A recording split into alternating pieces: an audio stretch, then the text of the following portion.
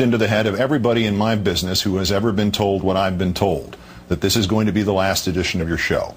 You go directly to the scene from the movie Network, complete with the pajamas and the raincoat, and you go off on an existential, otherworldly, verbal journey of unutterable profundity and vision. You damn the impediments and you insist upon the insurrections, and then you emit Peter Finch's guttural, resonant "so." And you implore, you will the viewer to go to the window, open it, stick out his head, and yell. Well, you know the rest. In the mundane world of television goodbyes, reality is laughably uncooperative. When I resigned from ESPN 13 and a half years ago, I was literally given 30 seconds to say goodbye at the very end of my last edition of SportsCenter. As God is my witness, in the commercial break just before the emotional moment, the producer got into my earpiece and he said, can you cut it down to 15 seconds so we can get in this tennis result from Stuttgart? So I'm grateful that I have a little more time to sign off here.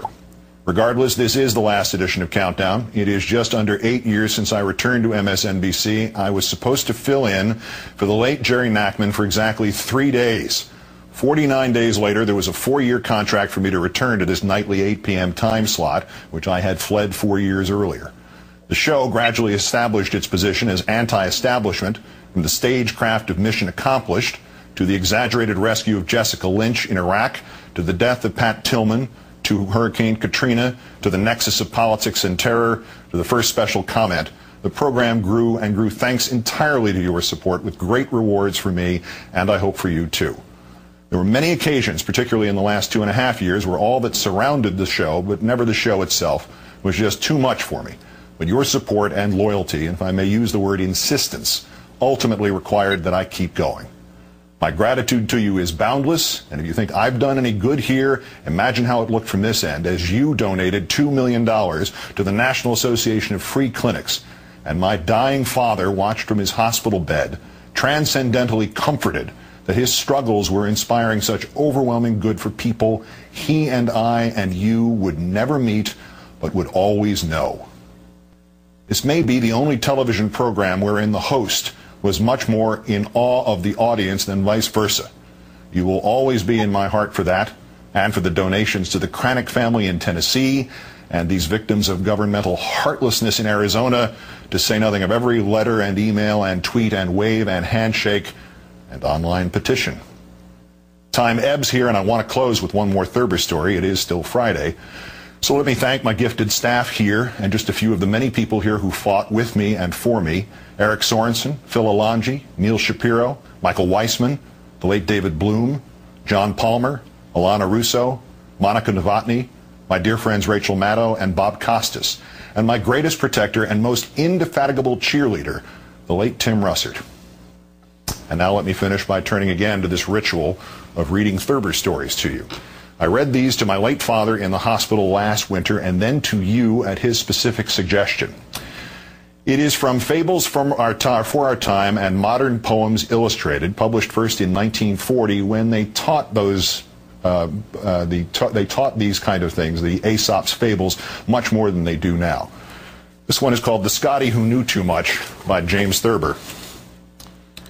Several summers ago, there was a Scotty who went to the country for a visit. He decided that all the farm dogs were cowards because they were afraid of a certain animal that had a white stripe down its back.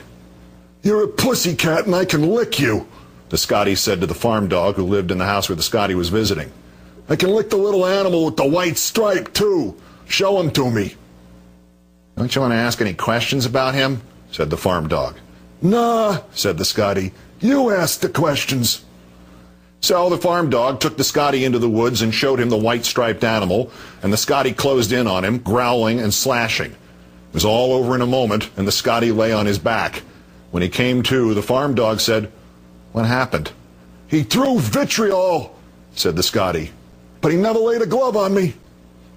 A few days later, the farm dog told the Scotty there was another animal all the farm dogs were afraid of. "Lead me to him," said the Scotty. "I can lick anything that doesn't wear horseshoes."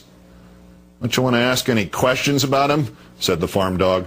"No," said the Scotty. "Just show me where he hangs out." So the farm dog led him to a place in the woods and pointed out the little animal when he came along.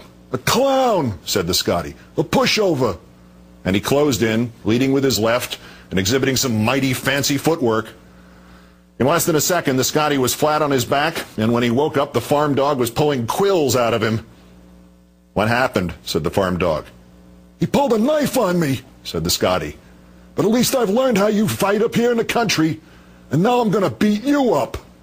So he closed in on the farm dog, holding his nose with one front paw to ward off the vitriol and covering his eyes with the other front paw to keep out the knives. The Scotty couldn't see his opponent, and he couldn't smell his opponent, and he was so badly beaten that he had to be taken back to the city and put in a nursing home.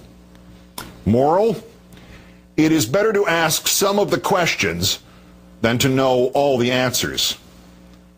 The Scotty Who Knew Too Much, by James Thurber. Chris Hayes filling in for Rachel Maddow on The Rachel Maddow Show is next. Again, all of my greatest thanks. Widen the shot out just a little bit so we can do one of these last time. Thank you, Brian. Good night, and good luck.